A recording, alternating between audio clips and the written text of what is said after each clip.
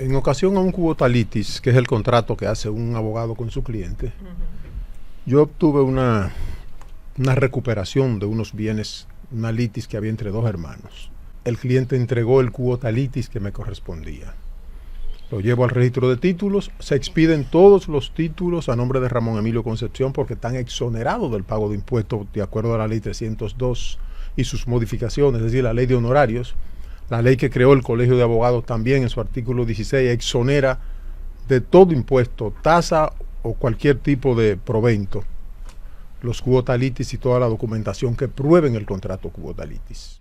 Llegan unos extranjeros, se interesan en negociar conmigo una alianza porque ellos pretendían hacer un hotel de salud.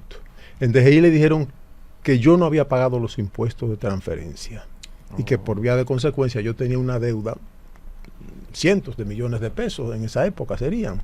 Cuando a esa gente le dijeron que yo no había pagado impuestos, es decir, que yo había evadido unos impuestos, ustedes imaginarán lo que eso significa para un inversionista. Y automáticamente hasta el día de hoy el señor Monroe se fue del país, nunca más volvió. Yo lanzo entonces, ante la actitud de DGI, lanzo una demanda y voy al juez del amparo. Y le digo, mira juez amparista, ampárame de este estado abusador, de este estado avasallante que me está cobrando unos impuestos que yo no debo. El juez de la segunda sala de la Cámara Civil y Comercial, el juzgado de primera instancia del Distrito Nacional, administrando justicia en nombre de la República y en potestad de la Constitución Política Dominicana y la ley, falla. Pongan atención a esto. Primero, rechaza la excepción de incompetencia formulada por los abogados de la parte demandada, es decir, de DGI y el Estado Dominicano, a los fines de inadmisión por los motivos expuestos en el cuerpo de la presente sentencia. Segundo, examina en cuanto a la forma como buena y válida la presente acción constitucional de amparo interpuesta por el señor Ramón Emilio Concepción contra la Dirección General de Impuestos Internos y el Estado Dominicano, amparándolo en sus derechos fundamentales consagrados en los artículos 8, 8.5, 8.3 y 47 de la Carta Magna, los artículos 21.1, 21.2 y 25 de la Convención Americana de Derechos Humanos del 22 de noviembre de 1969. Tercero, declara en cuanto al fondo con fundamento en los considerandos y leyes citadas y resuelve conforme a derecho otorgando amparo a Ramón Emilio Concepción, a quien restablece la situación jurídica afectada. Cuarto, decreta que el hoy accionante Ramón Emilio Concepción está exonerado del pago de impuestos de transferencia de lo concerniente al contrato Poder y Quota Litis de fecha 12 de marzo de 2002, en virtud de lo establecido en la Ley 302 sobre honorario de los abogados, modificada por la Ley 9588 del 20 de noviembre del 88, y el artículo 9, párrafo tercero, parte final de la expresada en la ley que crea el Colegio de Abogados de la República Dominicana, y la Ley 9183 del 12 de enero del 83 en su artículo 16, de los dispuestos en el artículo 110 de la Constitución. Quinto, ordena al Estado Dominicano y a la Dirección General de Impuestos Internos hacer cesar la arbitrariedad e ilegalidad manifiesta sobre el pago de impuestos a Ramón Emilio Concepción en violación a los artículos, lo que acabo de mencionar. Sexto, declara que en virtud de lo establecido en el artículo 544 del Código Civil y el artículo 8, numeral 13 de la Constitución de la República, el accionante Ramón Emilio Concepción goza de la prerrogativa de disponer de los inmuebles que se señalan a continuación. Ahí lo señalan todo. El octavo, porque aquí le ordenó al Estado Dominicano y a la dirección de DGI que al momento de realizar el cobro de los impuestos obviaran eso que están tratando de cobrarme a mí. El octavo, fija en la eventualidad de la negativa, es decir, si DGI persiste en seguirse negando si no a declararme, dice así: fija en la eventualidad de la negativa al cobro de los impuestos de terceros adquirientes sobre los inmuebles que se describen en el ordinal sexto, alegando impuestos retroactivos previa comprobación de dos notarios, un astreinte definitivo liquidable cada 15 días por la suma de 100,000 pesos diarios en perjuicio del Estado Dominicano y la Dirección General de Impuestos Internos por cada día de retardo en incumplimiento de la presente decisión, a fin de vencer la resistencia a la recepción de los impuestos computados desde el momento de la comprobación de la negativa. Esta sentencia estaba desde el 14 de agosto del 2020, es decir, nosotros habíamos ganado las elecciones, mas no nos habíamos juramentado. Yo espero, nos juramentamos, final de año voy donde él, pido una cita al presidente de la República. El presidente me concede la cita y le explico el problema que tengo con DGI, Y el presidente delante de mí llamó a Luis Valdés. Le dijo: Luis, estoy enviando a Ramón Emilio Concepción, atiende un asunto que él te va a plantear. El presidente vio que era una sentencia ya, esto está confirmado por una sentencia del Tribunal Constitucional, la TC-208, que se la voy a mostrar ahora. Cuando llego a DGI, él me espera con una jovencita que creo que se llama Yerlin Vázquez, la subdirectora, que es subdirectora jurídica. Esa jovencita no me dejó ni siquiera hablar. Cuando yo entro me dice: ¿qué es lo que usted pretende? Señorita, nada más y nada menos que lo que dicen estas dos sentencias. Pero usted pretende una indemnización porque el Tribunal Constitucional se está excediendo y está dando sentencia. Digo: bueno, señorita, si vinimos aquí a cuestionar lo decidido por la más alta corte del país, entonces yo pienso que no vale la pena. Deme mis documentos, que yo me marcho y sigo mi proceso. Pero el presidente me envió donde él, y él me esperó con esa jovencita, que me desconsideró. ¿Qué hizo DGI frente a esta sentencia en vez de cumplirla y acatarla?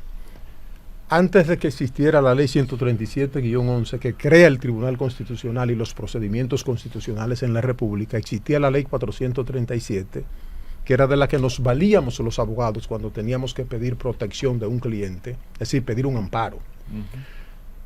Ellos fueron en casación, que era el recurso que permitía esa ley en esa época, fueron en casación. Suprema Corte de Justicia, 3 años después, y ya creado el Tribunal Constitucional, declaró su incompetencia y declinó el expediente al Tribunal Constitucional. ¿Qué hizo el Tribunal Constitucional con ese expediente que se envió a donde ellos? Dictó esta sentencia, mírenla aquí, que es la TC-208 del 2020. Que decidió el Tribunal Constitucional en la página 35 de esta sentencia, para no agobiarle leyendo. El tribunal decide, primero, inadmitir por extemporáneo el recurso de revisión constitucional de la sentencia de amparo interpuesta por la Dirección General de Impuestos Internos contra la sentencia número 0358, que es esta que acabo de mencionarle, dictada por la segunda sala de la Cámara Civil y Comercial del Juzgado de Primera Instancia del Distrito Nacional de fecha 8 de mayo del 2009. Todo el que es estudiante de Derecho de primer año sabe que cuando el Tribunal Constitucional o inadmite o ratifica una sentencia, además de que tiene autoridad de cosa irrevocablemente juzgada, es vinculante, según el artículo 184 de la Constitución, a todos los poderes públicos y a todos los organismos públicos. ¿Qué había que hacer entonces, ya que sale esta decisión? Ya liquidar el astreinte, porque ya estoy protegido de una sentencia que tiene autoridad de cosa irrevocablemente juzgada. Pues no. Lanzaron 2 demandas. Una en interpretación de sentencia ya juzgada por el Tribunal Constitucional. ¿En qué? Así como lo está escuchando. Les puedo enseñar, mírelo, mire cómo dice ahí. Acto contentivo de formal demanda en interpretación de sentencia. Esto es en el 2021, pero ya yo tengo las 2 sentencias con autoridad de cosa irrevocablemente juzgada porque ya la falló el Tribunal Constitucional. Lanzan esas 2 demandas. Una en suspensión de la ejecución de la sentencia del Tribunal Constitucional, para que tengan una idea de lo grave que es. El juez presidente de los referimientos en el juzgado de primera instancia del Distrito Nacional les rechazó a ellos bajo estos argumentos. Les voy a leer un párrafo de la página 8 que dice: del estudio de la sentencia número 358, la primera sentencia, la que impuso el astreinte, de fecha 8 de mayo de 2009, el tribunal ha podido constatar, por un lado, dicha decisión se beneficia de la ejecución provisional y sin fianza, no obstante cualquier recurso, y también que posteriormente fue interpuesto un recurso de revisión constitucional en materia de amparo que fue declarado inadmisible por el Tribunal Constitucional mediante sentencia TC-208, esta que acabo de mencionarle, de fecha 14 de agosto de 2020, de lo cual ha quedado demostrado que nos encontramos frente a un verdadero título ejecutorio en virtud de lo establecido en los artículos 117 de la Ley 834, que dispone: la prueba del carácter ejecutivo resulta de la sentencia misma cuando ella no es susceptible de ningún recurso suspensivo o cuando se beneficia de la ejecución provisional. Fíjese que esta sentencia tiene esas 2 condiciones. Se beneficia de la ejecución provisional, no obstante cualquier recurso y sin fianza, y también es definitiva. Es decir, que la sentencia mía reúne los 2 requisitos. Por vía de consecuencia, les rechazó ese pedimento. ¿Qué hicieron ellos? Se prevalieron de un juez interino y ahí tengo que pensar en la época de los 12 años, cuando querían que un juez hiciera una bellaquería, casi siempre buscaban un juez interino.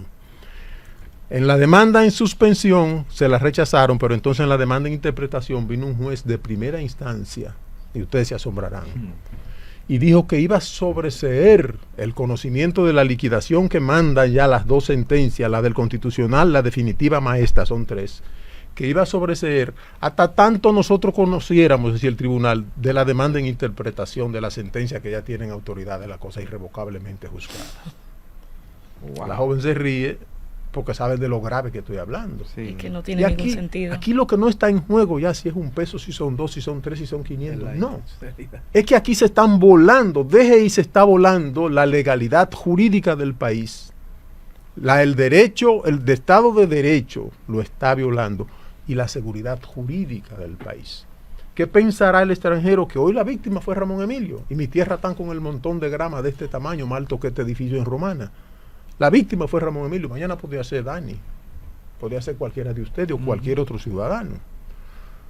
Yo tuve que recurrir esa decisión que sobreseía el conocimiento de la liquidación, y fui a la Corte. ¿Qué hizo la Corte, la segunda sala de la Corte de Apelación del Distrito Nacional? Para no cansarlo, nada más le voy a leer el dispositivo, aunque en las motivaciones dijo todas estas sentencias que habían y explicó por qué había que revocar esa sentencia. La Corte falló. Único. Acoge el recurso de apelación interpuesto por el señor Ramón Emilio Concepción, revoca la sentencia civil número 35-2021-SCON-00445 de fecha 31 de marzo, dictada por la segunda sala de la Cámara Civil y Comercial del Juzgado de Primera Instancia del Distrito Nacional. En consecuencia, rechaza la solicitud de sobreseimiento, ordenando el levantamiento del mismo y remitiendo las partes ante el Tribunal de Origen para la continuación del proceso conforme a los motivos expuestos. Es decir, enviarnos al Tribunal de Primera Instancia, el que fijó la Streinti, única y exclusivamente para que haga un ejercicio aritmético, es decir, 100,000 pesos diarios por mes son tanto, por 14 años son tanto. Ese es el cálculo que hay que hacer. Que todos los tratadistas dicen que cuando el Streinti es definitivo, el juez no puede apartarse de lo que decidió la Streinti, que ya tiene autoridad de cosa irrevocablemente juzgada. Pues no. Están llamando para una audiencia ahora el día 11 de julio, porque ellos pretenden que un juez de primera instancia no solo desconozca, sino que anule las dos sentencias del Constitucional, anule la sentencia de la Corte y anule la sentencia que dio la presidencia del tribunal cuando rechazó la decisión que hacía el sobreseimiento. Finalmente, para ya no cansarle más, esta es la última... Pero Ramón Emilio, perdone, si eso se produjera, si un juez de primera instancia pudiera tener la autoridad para desconocer eso mediante una decisión que adopte, eso sí que es más peligroso, porque entonces cualquier decisión del Tribunal Constitucional, un juez de primera instancia, ahora Ramón Emilio, pero puede ser un asunto todavía mucho más complicado. Claro. La puerta que se estaría abriendo, si eso se produjera, es un asunto sumamente extraño. Entonces, ¿eres abogado? Yo me hice licenciado en Derecho. Licenciado en Derecho. Yo tuve un profesor que decía que nos hacíamos abogados a los 30 años de ejercicio y de estudio constante. Pero eres abogado. Fíjate cómo tú razonas. ¿Tú crees que es posible que una institución de la categoría de la Dirección General de Impuestos Internos, que debiera ser la puerta de la transparencia de un gobierno, no tenga asesores jurídicos para que cosas como esta lleguen hasta donde ha llegado esto? Porque, repito, ya no es el dinero que está envuelto, es lo que acaba de decir Dani Alcántara. Es el Estado de Derecho. Ustedes se imaginan a cualquier país del mundo. Por ejemplo, nosotros tenemos la ventaja con el Tribunal Constitucional, que ahora está Taiwán, Canadá, 3 o 4 países importantes del mundo están adoptando la misma forma que tiene el Tribunal Constitucional de la República, donde las decisiones son una mayoría calificada. Son 13 jueces, se necesitan 9 para ganar un proceso en el Tribunal Constitucional. Y estos países están yendo a una mayoría calificada precisamente para evitar lo que se comenta siempre cuando hay casos importantes en la justicia. Entonces, ¿ustedes se imaginan que el día 11 se destape un juez de primera instancia decidiendo que él va a interpretar 2 sentencias del Constitucional, que le voy a leer la última ahora, y que por vía de consecuencia está anulando 2 sentencias del Tribunal Constitucional? Que no tiene ningún tipo de competencia. Es una locura. Es una locura jurídica. Cuando ellos hicieron esa demanda de interpretación, yo acudo al Tribunal Constitucional y le digo, señores, díganme qué hago para poner en ejecución esta sentencia y si ustedes la pueden liquidar. Yo sabía que ellos no la podían liquidar porque ellos tienen precedente que dice que quien liquide la tridente es el juez que la impone. Pero ¿qué dijo el Tribunal Constitucional en esta sentencia que fresquecita? Miren, este es del 19 de abril del año 2023. Wow. Vámonos a la página 27, para que ustedes vean si esto es grave. Miren lo que dijo el Tribunal Constitucional después de explicar que tenían que volver al tribunal para que ellos hicieran la liquidación. Pero dijo, entre otras cosas, dijo lo siguiente. El Tribunal Constitucional, mediante sentencia TC 208, la que le mencioné ahorita, del 14 de agosto del año 2020, luego de recalificar esa casación como un recurso de revisión de acción constitucional de amparo, declaró su inadmisibilidad por extemporánea, convirtiéndose así en definitiva la sentencia 00358-2009. El peligro, y quiero dejarlo claramente establecido aquí entre ustedes, miren qué es lo que está pasando en el país. Estas son declaraciones del señor consultor jurídico del Poder Ejecutivo, Antoliano Peralta. Insta a cumplir de inmediato sentencia favorece al coronel Vázquez de Peña. Dice así, el consultor jurídico del Poder Ejecutivo Antoliano Peralta dijo en el día de ayer que las sentencias emanadas del Tribunal Constitucional de la República no son para analizarla, más bien son para darle cumplimiento de inmediato. Entonces yo pregunto, la de este coronel, que no tengo el honor de conocerlo, sí había que darle cumplimiento y ejecución inmediata, y a la de Ramón Emilio Concepción, ¿por qué no? El presidente acaba de decir ahora en ocasión al fallo que da el Tribunal Constitucional que anula la resolución del Ministerio de Trabajo, el presidente dice tendré que buscar otra forma legal pero hay que acatar las decisiones del Tribunal Constitucional. Entonces yo le digo, le confieso a ustedes, para abrirme ya todas sus preguntas, y les doy gracias por permitirme esta exposición. No entiendo cómo es que si el consultor jurídico y el presidente de la República dicen que las decisiones del Tribunal Constitucional hay que acatarlas, cómo esta gente está en abierto desafío, y es bajo ese palio argumental de una demanda en interpretación de sentencia que la normativa nuestra la prevé, pero es antes de que tú ejerzas un recurso y no incide sobre el dispositivo de la sentencia. Tú entiendes que una sentencia tiene un aspecto oscuro, entonces tú le dices, juez, interprétame esta parte de la sentencia, pero eso es para fines culturales, porque no puede tocar el dispositivo de la sentencia en una demanda en interpretación, y más si tiene autoridad de cosa irrevocablemente juzgada y se beneficia del aspecto vinculante de la sentencia del Tribunal Constitucional. ¿Qué no se entendió aquí? Ahora me someto a todas las preguntas. No, eso está claro. Aquí es un asunto del Estado de Derecho y de la seguridad jurídica del país. Olvidémonos del pago, Nani Alcántara. Si es 1 millón, si son 2, si en 3, si es nada. Es la delicadeza para todo inversionista extranjero que el presidente está haciendo un esfuerzo día a día buscando inversión. Cuando ve cosas como esta, ¿qué inversionista se va a interesar por venir a invertir a un país que no respeta las decisiones del más alto tribunal de la República? ¿Cuál es la vía por la cual el licenciado puede constreñir a la DGI? ¿Ya no hay forma? Sí, hay forma. ¿Ya el astrente está ahí? No, aparte de eso. Si usted embargo. Si usted busca el artículo 148 de la Constitución, puede darse cuenta que sí hay. Bueno, ¿por qué? Porque ahí los funcionarios que en el ejercicio de su función ocasionen daño por arbitrariedad comprometen sus patrimonios personales, su responsabilidad civil y responsabilidad penal. Decía De Gaulle que el político que cree que tiene carácter hay momentos que debe callar. Entonces aquí hace falta gente que sean esclavos de la ley.